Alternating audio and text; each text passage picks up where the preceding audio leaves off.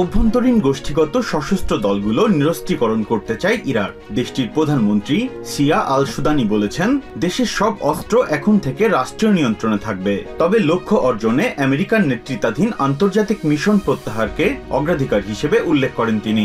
আসন্ন জাতীয় নির্বাচনকে সামনে রেখে সোমবার রয়টার্সকে দেয়া সাক্ষাৎকারে তিনি এসব কথা বলেন।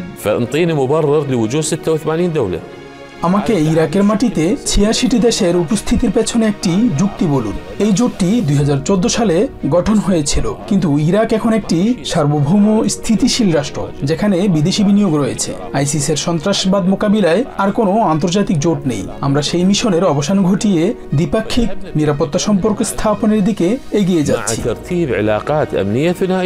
ইরাক ও সিরিয়ায় আইসিসের হুমকি মোকাবেলায় ২০১৪ ইন্টারন্যাশনাল কোয়ালিশন গঠন করে ওয়াশিংটন। চুক্তি অনুযায়ী ২০১৬ সালের সেপ্টেম্বরে ইরাক থেকে বিদেশি সেনা প্রত্যাহারের কথা রয়েছে।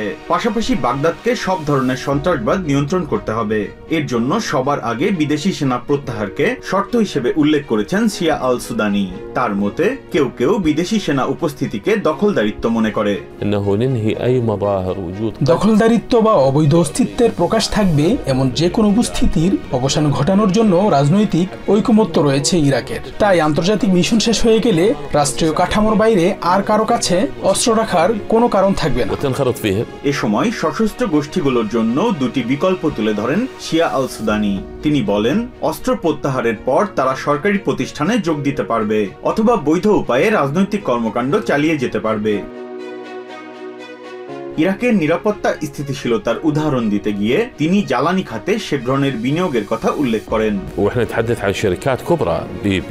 ফ্রান্সের টোটাল এবং আমেরিকান এক্সন মোবিল ও শেভরনের মতো বড় বড় কোম্পানিগুলো ইরাকে আসছে। এতে স্পষ্ট যে ইরাকে একটি স্থিতিশীল পরিবেশ এবং স্পষ্ট রাজনৈতিক ব্যবস্থা বিদ্যমান, যেখানে বিশ্বের অন্যান্য দেশের সাথে সম্পর্কের ক্ষেত্রে একটি স্বচ্ছ সরকারি নীতি রয়েছে।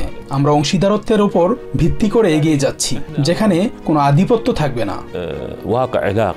দেশ জুড়ে বিদ্যুৎ সমস্যা দূর করতে ২৪,০০০ মেগাওয়াট ক্ষমতা সম্পন্ন প্রকল্প গ্রহণের কথা জানান ইরাকের প্রধানমন্ত্রী। এছাড়া ২০২৭ সালের মধ্যে গ্যাস আমদানি বন্ধ করে ইরাক স্বয়ংসম্পূর্ণতা অর্জন করবে বলেও ঘোষণা দেন তিনি। জাতীয় অগ্রযাত্রা অব্যাহত রাখতে আগামী ১১ নভেম্বরের নির্বাচনে পুনরায় সরকার গঠনের আশা প্রকাশ করেন সিয়া আল সুদানি। لإكمال المسيرة وتشكيل حكومة لنكمل ما بدأته هذه الحكومة. ইরান সমর্থিত মিলিশিয়াদের নিরস্ত্রীকরণ নিয়ে ইরাক জটিল ভারসাম্য রক্ষা করছে। একদিকে আমেরিকার চাপ, অন্যদিকে ইরানের প্রভাব। এই দুই শক্তির সঙ্গে সম্পর্ক বজায় রাখাই সরকারের বড় challenge. Biprajit Chanda, TVN 24 news desk.